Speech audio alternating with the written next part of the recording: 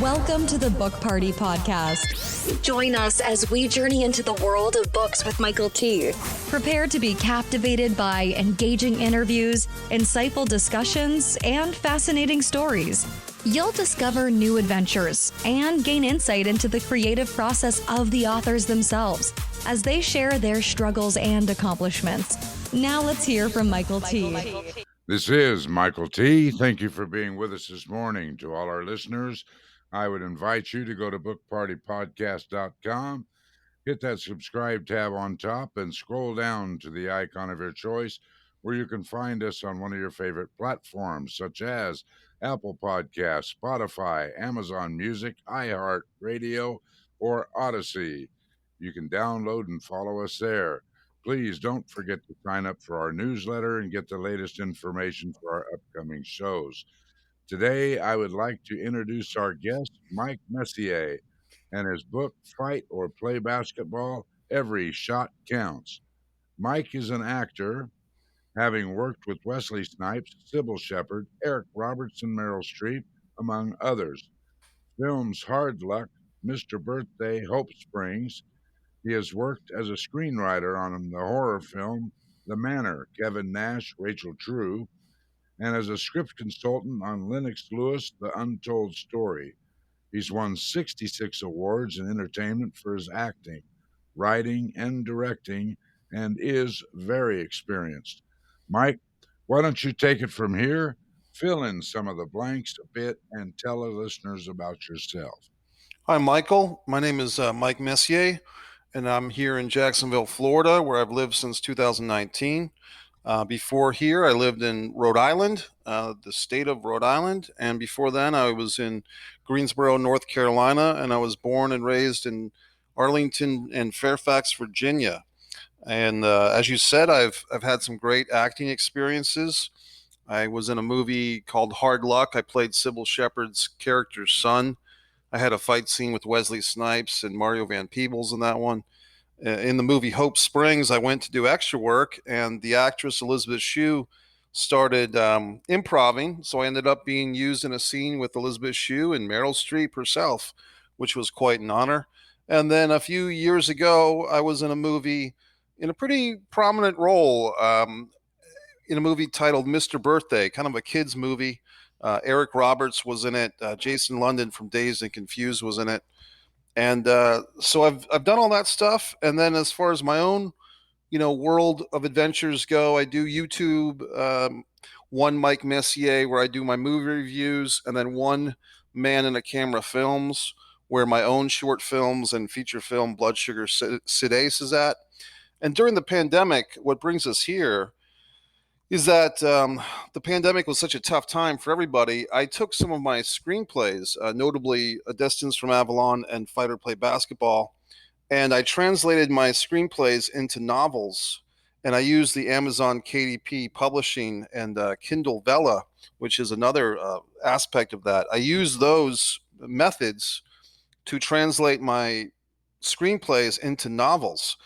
And so one of those is Fight or Play Basketball, and that the screenplay has won some awards. It's in contention for the Creative Screenwriter Magazine Feature Screenplay Award this year. Right now, it's a semifinalist. The finalists have yet to be announced. And in the meantime, I'm hoping people check out the novel because I think it's worth reading, and we'll see if the audience agrees. Well, that's fantastic. It really is. Let's get to your book for a moment. When you wrote this and published, did you do it as a self-publishing type journey or an agency type journey?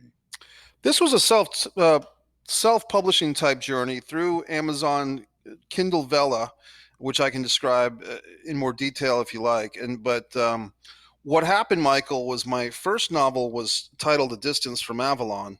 And I wrote that, I think, going back to 2017, 2018.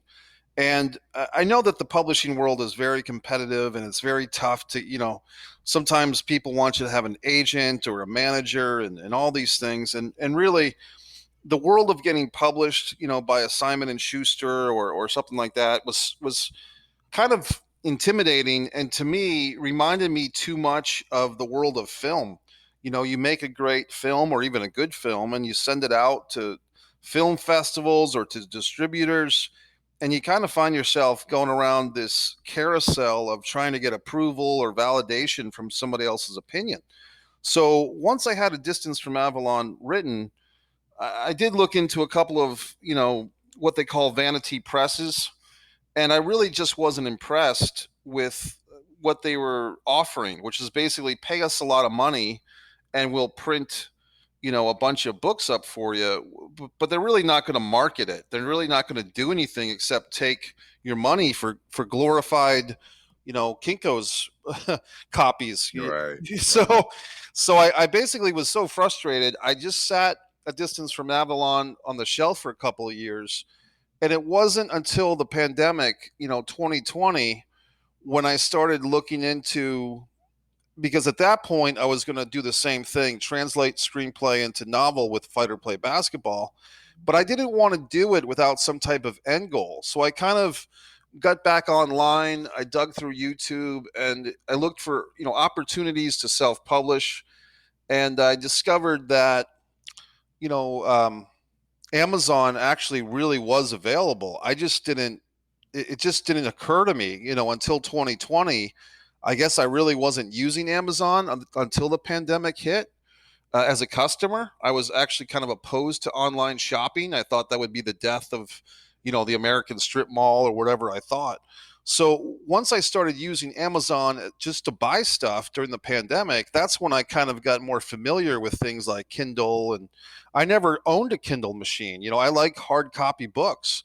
So it was just kind of through that process. I mean, it sounds weird to say it, but I guess in a way, the pandemic kind of led me to do more discovery and research.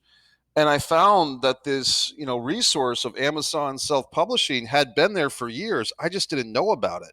And so I, once again, just being from the film world where you're always looking for validation and approval from distribution people and from casting directors as an actor and et cetera, I didn't want to put my art as a writer on somebody else's desk to put the big thumbs up or the big thumbs down, or to have their, editor or their staff, revise my words. I just wanted to do it on my own.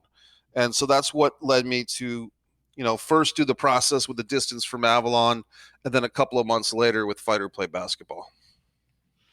Yeah, and I know that a lot of people that I've talked to, when they get an agent and they get, finally get somebody that's going to do it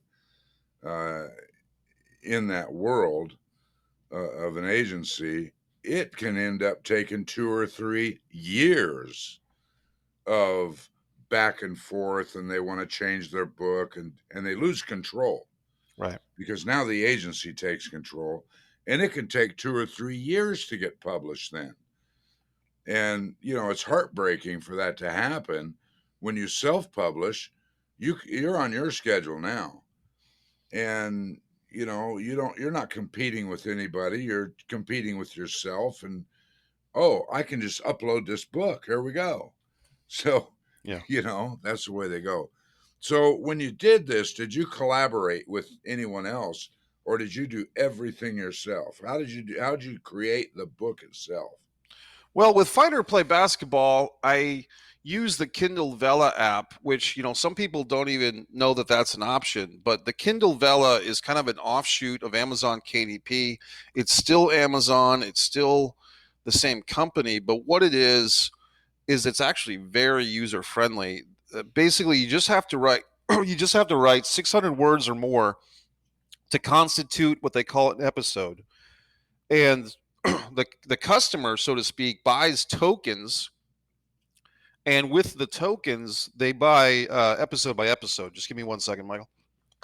I'm getting all choked up just thinking about it. But basically, the consumer, the Amazon customer, buys tokens. With those tokens, they can buy episode by episode of your story without committing to buy the whole thing. So I don't know if you remember The Green Mile by Stephen King, like 1995, 96. He did that. Piece of work. Yes, but do you remember how he released it? That it was released in, I think, 4 or 6 little mini books. Sorry, it wasn't released all at one time. It was released in a series of mini books. That's I kind of just watched the movie. yeah, but when he did the book version of it that came out first of the Green Mile, it was released over the course of, I think, of about a year in these little mini books. So you didn't go out and buy the Green Mile in one volume. You bought volume by volume until you had all 6 parts. And so that's kind of the concept with Kindle Vella. And so if you can write 600 words, you can release that part of your story, have it read by the audience, even make some money on it, and then continue to write the rest of your book. And so I did that with Fight or Play Basketball. And it was a very good way for me to write the book, because with that instant gratification of, hey, I'm going to write for 2 or 3 hours, and then I'm going to have another episode of my book online. And if people want to read it, they can. But if they read it or they don't, I'm still going to come back tomorrow or 3 days from now and write another couple of episodes. And you just Right. repeat that process until the book is done. I think for a lot of writers, Michael, the intimidation is, hey, I've got this big story, or I've got this rough draft, or I've got, in my case, a screenplay to use as a source material. But am I capable of writing 19,000 words or 200 pages or 100 pages? Whatever that mountain is, it just seems very intimidating. But if you chop that mountain down to 600 words a shot, it's not as intimidating anymore. And I dare say it's actually a fun process. And I did that fun process with Fight or Play Basketball. And as I'm writing, episode after episode, I'm discovering some elements to the characters that weren't even in the screenplay version. And I'm making some changes, not a bunch of changes, but enough changes that once the Kindle Velo story was done, and then the regular paperback hardcover version on Amazon KDP, I actually went back to the screenplay and tweaked the screenplay to coincide with the novel. So it's been like the novel and the screenplay version of this same story have actually helped each other improve, in my opinion. Now, what about the difference of when you're writing a novel? Sometimes you'll have something where you'll want to go back and change some bits and pieces of chapter 2, for example, when you're on chapter 6. You want to go back and change something because, it has a different fit that you wanted. What if that happens? Can you go back and change those 600 words? With Kindle Vella, the answer is yes. At any time Okay. with Kindle Vella, say I wrote chapters 1 through 5 and was working on episode in their terminology. Say I had episode 1 through 5 and was working on episode 6, but I see something in episode 6 that says, "Oh my goodness, I got to go back and change episode 2, 3, and 4 in order to make episode 6 work in this way." You can do that. It's pretty easy to do that. The only consideration was that if you push the publish button, and this is really in the minutia of it, but if you push the publish button on chapter 2, you might have to wait 48 hours for that to go through the process of getting published before you can go back and make changes to it. So there is some, little tweaks to it, or little nuances. But the answer is yes. You can always go back to previous episodes and tweak your writing. Oh, okay. Well, as long as you can do that, I guess that's fine. It's worth the wait. It's not a big deal. But Right. long as you can change it, because when you're writing a novel, that can happen further down the way that, oh, wait a minute, I got to make this fit, and I've got to go back here to do that. That can happen fairly easily. Yeah. You don't want it to happen a lot, but it can happen, and you got to make it fit. Anyway, okay, that actually sounds like a good thing for a novel, but for a 200-page nonfiction book, I don't know that would be the way to go for 600 words or something, because you're only doing 30,000 words you know, 30 or 40, 35,000 words in a nonfiction book. But I think for a novel, that's probably a good way to go. Well, I'll say this. I think most people with the Kindle Vella, Michael, most other writers actually have their entire volume, whether it's a fiction book, a nonfiction book, whatever it is. I think most of them already have the whole thing complete, and all they're doing is really cutting and pasting from a Microsoft Word doc or a Final Draft, doc or whatever program they're using. They're basically copying and pasting the words from their document into the Kindle Vella and just making the episodes. I think that's what most people did, but I did it, you could say, the hard way or the crazy way. I actually wrote live into the system so that if anyone out there cared, they could read it in live time as I was actually writing the thing. So I think I just did it, you call it the hard way or the more creative way or the whatever you want to call it. I just did it differently than most people did it. But once again, for me, it was a good way to do it because that motivated me to keep on writing with the instant gratification. You probably did it in the actual intended way, Right. which is that. But I can see how that would motivate you to keep writing instead of say, okay, I'll put the book on the shelf for another 6 months. But that's the way to keep writing. Say, oh man, I've got this part out there, and now I'm going to go and I'm going to write some more. Yes. You put it out there, and man, it really gets you to be consistent in your writing to get out there and just keep writing. I think that's a fantastic way to do it. Yeah, thanks. So, because I do nonfiction work. It's usually around 35, maybe 40,000 words. So it's not a novel, like a fiction novel type thing. But anyway, all right, let's get into, you never know, someday maybe I will. Sure. So tell me about what you may have had as probably a worst author moment. And if you did have that, well, you got to have something that's a worst moment and maybe a lesson you would have learned from that. Michael, there's a creative part of the book of Fighter Play Basketball. One of the characters is a boxing, local legend in North Providence, Rhode Island. His name is Sweet Sugar Brown. And this is a character I kind of based on George Foreman. Like if you had like George Foreman's angry brother or angry cousin, that would be Sweet Sugar Brown. A guy who kind of was ripped of the heavyweight title in the late 70s and, never really got his national fame, but it's kind of a city hero. And in the open, it's funny because I had written the screenplay and even gotten some awards for the screenplay version. And Sweet Sugar Brown goes to the doctor and he's got he's vomiting blood and he has all these symptoms. But I really didn't have a finite disease or condition that Sweet was suffering from. So it was just kind of a flaw on my end that I didn't even know what is wrong with Sweet.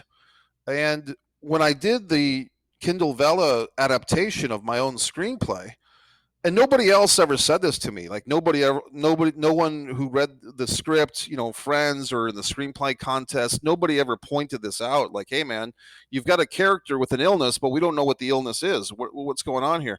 But when I was doing the novel adaptation, I realized that on my own. Hey, I've got a sick character, but we don't know what he's sick from. And how does that relate to him? And what I decided to do, which was really like you don't see the nose in front of your face type of thing, was that right. CTE, post-concussion syndrome from boxers is a serious thing. And why, basically Sweet got CTE in the rewrite, so he went from having a vague, illness to having a very serious condition that also brings a lot of aspects to the story because Sweet is here trying to help other young guys escape the city through boxing, yet he's paying the price himself with the concussion after effects. So it was a thing that I think improved the story and the integrity of the story exponentially. And it was only, maybe 3 or 4 pages that had to get changed, which was basically Sweet goes to the doctor and what happens, but it's just funny, Michael, how, I had the screenplay version written. It had even won, like the New England Spotlight on New England Film Festival screenplay contest from the Rhode Island International Film Festival 3 or 4 years ago. But yet this, what I would call it a flaw in the story wasn't addressed until this adaptation process that I went through.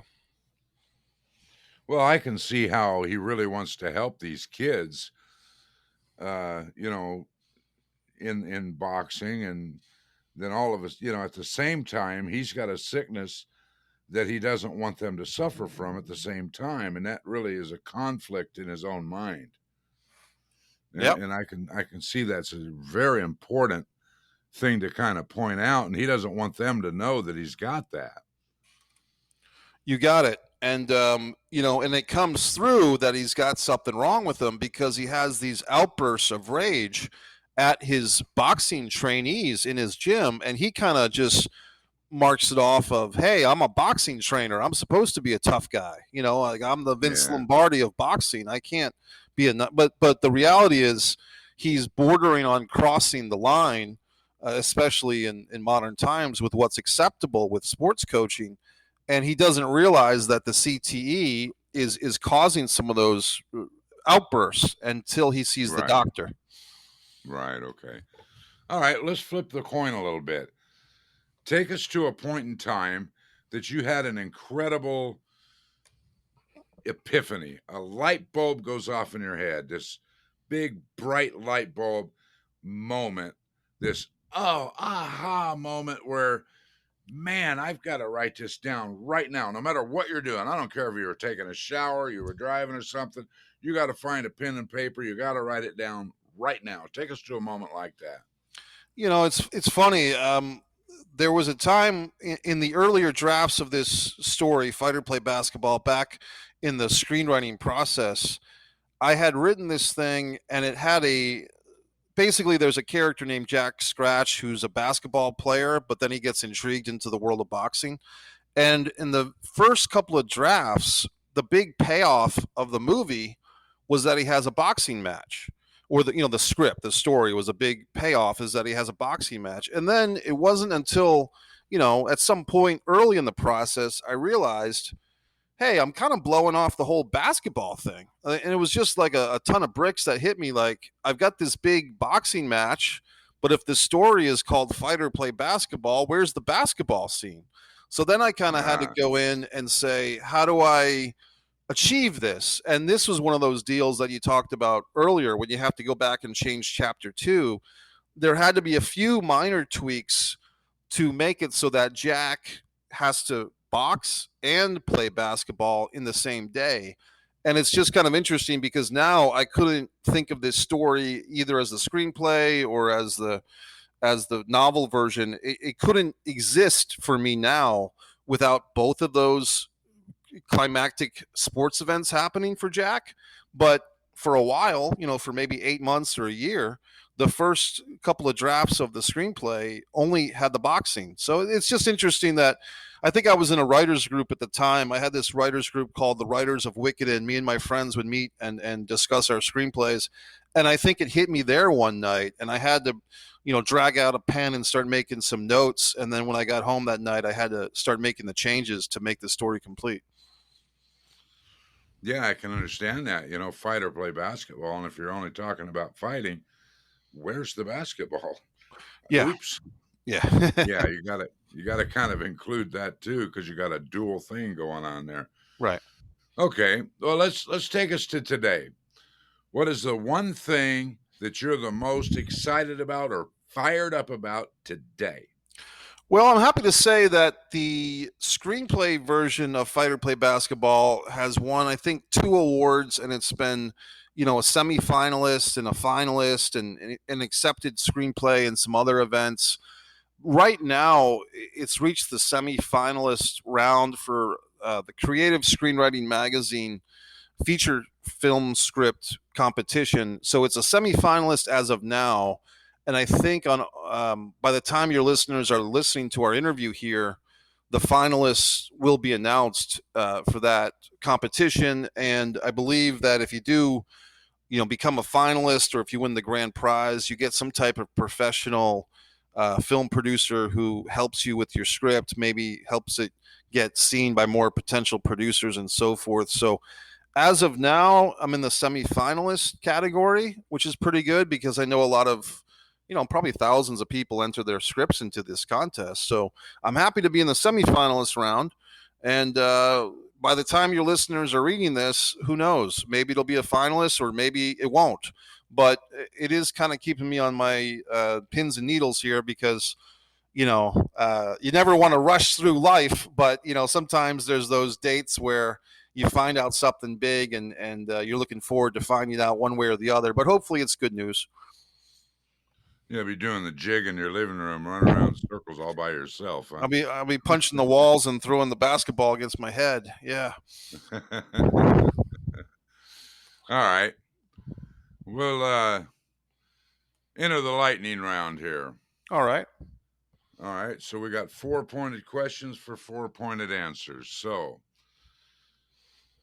you may have answered this one a little bit before, but give you a chance to answer this and expand on it a little bit. Before you became an author, what was holding you back from becoming an author in the first place? Well, I think I've been a writer. I've been a writer for a long time, but I haven't been a published author. And I think for me, it was the frustration of looking for validation, approval, representation. All that stuff in the book world seemed terribly too familiar to what I went through with the film world. And I really just didn't want to put me and or my art on the judgment block for someone else. So I think just the whole business side of the creative arts business was, you can call it intimidating, you can call it something I just didn't want to subject myself to. And it wasn't until I really understood that I could do this Amazon self-publishing that I was able to be fully empowered as an author. Okay. Yeah. A lot of people are just afraid because they see all these giant authors out there with all these novels, the Stephen Kings or whoever, the romance novels, the other novels, and they're afraid of, how am I going to compete with them? They're just scared that, how am I, little old me? And they don't realize they're not competing with them. They're competing with themselves. Right. Not competing with anybody else. You're writing for you. You're not writing for them. So once they realize that, just put your own you on paper. Anyway, all right. While you were writing, what was the best advice you had ever received? There's a quote in a book, 101 tips for screenwriters. I think it's 101 tips from successful screenwriters. I believe the guy's name is Carl Iglesias, is the guy that put together this book. And one of the writers who gives them a tip is that if you write 4 hours a day, before you know it, you'll be a great writer. Doesn't say a successful writer, but a great writer if you put the time in. And I can say this, Michael, I've had days where I've put 7 hours in, 10 hours in to writing in a day. And then I've had 2 or 3 or 4 weeks where I haven't written a single word creatively. You know what I mean? So I can't say that I've lived up to that advice, but what I have incorporated is just the theory of, if you put the time in, you will improve. So that's that. Although I don't do the advice, I appreciate it, and I remember it to share with others. Yeah, I've talked to people on here that have, every morning they'll do 30 minutes of writing because they have a job, they've got to get to. So they wake up 30 minutes earlier than they would normally wake up. They get on there and they write for 30 minutes. Or their day off, they'll give 1 hour, 2 hours, and they'll write. Or they'll get up 30 minutes earlier and do nothing but read. And they'll go through a lot of reading because you can learn from reading. Sure. Different things like that, that they can do. And But anyway, there's different tactics, I guess, and people do different things. So, all right, share with our listeners one personal habit that you think contributes to your success. I'm like a lot of writers, sometimes it feels very isolating, and sometimes it feels even lonely to be a writer. So a lot of times, Michael, I'll just go ahead and I'll pack my backpack, which I typically have two laptops in, not just one, and I'll bring it to a coffee house or a restaurant, and I'll scout out the table that has a lot of room, and of course it's going to have the electrical outlet for me, and of course the venue, whether it's a coffee house, restaurant, or cafe, they have to be open long enough to warrant me setting this whole stuff up, because I'll sit there with a 3-ring binder, a stack of papers, or you know what I mean, like I'll Right, I'll set up my Mike Messier camp, and even the two computers. There's one basically that I'm working on, and there's a second one that I've got masterclass on, or I've got YouTube on, or I've got some type of entertainment for myself if I need it.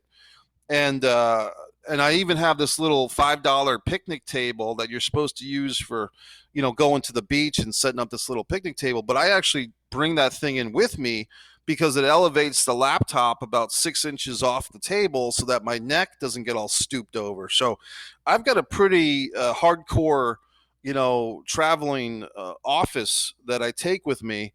The reason to share this is because I think a lot of people, when they think about writing, even good writers, they kind of get, at least I do, you can start to say, oh, do I really want to spend this beautiful day at home? Do I really want to sit in front of the computer for 8 hours or 5 hours? And I won't be out and about in humanity. And for me, if I really feel like I'm going to put some serious time into the computer and I don't want to be isolated from the humanity, I'll take the show on the road and I'll do my writing from a venue, like I said. right. Well, when you do that and you set all this stuff up on their table, are they asking you to spend something because you're taking up space? Well, they don't. They. It's understood. At least for me, I will. I'm going to go, if I go to a coffee house or something like that. I'm definitely going to have. I'm going to buy stuff, whether it's the coffee or if they sell sandwiches or whatever it is. They're going to get.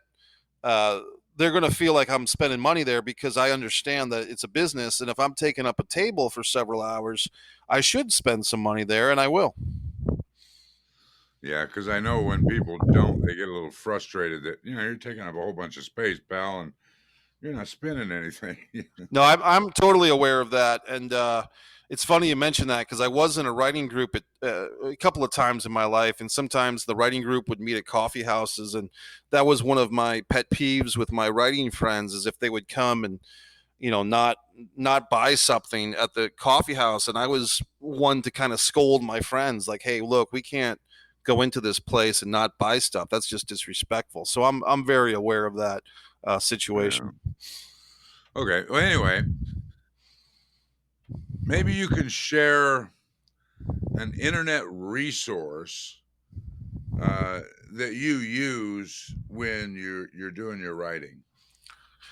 Yeah, for the cover of my book, Fight or Play Basketball, I used something called unsplash.com that I've been using more and more for the last 2 years. And unsplash.com is a great resource if you need photography for images. They're not going to necessarily edit or design your cover of your book or whatever, but I've used the photographs as source material for the cover of my book and for my film posters and stuff like that. So, I mean, I think unsplash.com is a really great resource. And I guess the next step of that, Michael, would be my sister. I'm lucky enough that my sister Nadine is a graphic designer. I should go ahead and promote her website, which is tikiwahine.com. It's TIKIWAHINE.com. My sister is a very She's actually an award-winning graphic designer. She went to Rochester Institute of Technology and got her degree there in graphic design. So whenever I need a film poster or a book cover, she's usually my go-to person for help me design it. Yeah, okay. Yeah, I've used them, Unsplash. I've got them bookmarked, as a matter of fact. Yeah. They've got some good stuff in there. Okay, we're going to go ahead and enter the grand finale. And tell our listeners a way that they can get in touch with you, follow you, find your book, and then just take your time and tell us about your book. Okay. Once again, Michael, thanks for having me on the show. I would say that the best way to get in touch with me, if you want to check out the book or any of my films, my YouTube channels, everything can be found through MikeMessier.com. That's MikeMessier.com. All you got to do to find the book, Fight or Play Basketball, or my other books, is scroll to the bottom, and the Amazon links are right there. My social media links are all there. And so what is this story about? Fight or Play Basketball is about a young man named Jack Scratch. He's a 17-year-old basketball player for the North Providence Cougars. That's in North Providence, Rhode Island. He is being raised by his single mom, Janet Trapp. They don't have the same last name. Janet is a lady that she's providing for her son. She's a writer herself, and she is going to her car one night when she's basically attacked by a mugger. And she screams for help, and she is helped by these two guys that are coming out of a boxing gym, and that's Sweet Sugar Brown and Punch Pavelli Pangora. And these two guys are basically, Punch is looking to be trained by Sweet Sugar Brown. Punch is a 34-year-old Slovenian slugger. He's looking to get his U.S. citizenship, and he thinks that the best way for him to get his U.S. citizenship is to win a boxing championship. And the way to do that is to get some professional mentorship from Sweet Sugar Brown. Sweet Sugar Brown doesn't really see Punch's potential, so to speak. So they get caught up in this thing where the two boxers rescue the damsel in distress. In turn, she invites the guys to come see her son play basketball. Sweet immediately has his eyes on Janet, although she's more interested in Punch. But Sweet goes to the basketball game, sees Jack play basketball, and basically Jack is intrigued by this big guy, Sweet Sugar Brown. So Jack, the next day, rides his bike over to the boxing gym, and he's immediately enthralled and intrigued by the world of boxing, which is such a different world than basketball. Boxing is a one-on-one sport. It's a physical, literal, fist in your face type of sport. And what Jack kind of likes about boxing is that he doesn't have to carry any teammates, because throughout Jack's, basketball high school career, he's been the star player, but that means the other guys aren't that good. So here he is in a sport where you don't have to carry your teammates. It's mono. It's me doing what I can do. So Jack has an opportunity to enter a boxing tournament, which he does, but that turns out to be a real conflict, because the same day of the boxing tournament turns out to be the day of a very important high school basketball game, the Northeast Showcase, which is going to have, these basketball scouts coming to the game and checking out talent for the colleges. So Jack is in this position where that's the title of the book, Fight or Play Basketball. Is he going to do the boxing tournament, or is he going to play in the basketball game? And, being a 17-year-old kid full of energy, and as Lady Luck would have it, with the boxing tournament is in the afternoon, the basketball game's at night, and with some help at the end of the book from his mom, getting help with the driving, he's able to make both events. And so maybe I should have, another title could be Fight and Play Basketball, because, Jack has to do both sporting events in the same day. And it's just a testimony to the power of youth and ambition that he's able to, read the book and see how much he pulls it off, or if there's a twist and turn to the results of those two activities. Well, I think the name's appropriate because it could be a twist. You just don't know. Right. Especially you got fights involved, you've got other things involved, and you just don't know if he's going to fight or play basketball, or do neither by the end of the book. Yeah, right. You don't know. Yeah. You gotta So read it anyway, and find out. you got to read it and find out. So, Mike, we thank you so much for being here with us today, opening up to us, and I'm sure our listeners appreciate this too. Please don't forget to sign up for our latest newsletter and get the information to our upcoming shows. Book Party Podcast is owned and powered by MTM Legacy Publishing, LLC. This is Michael T. signing off.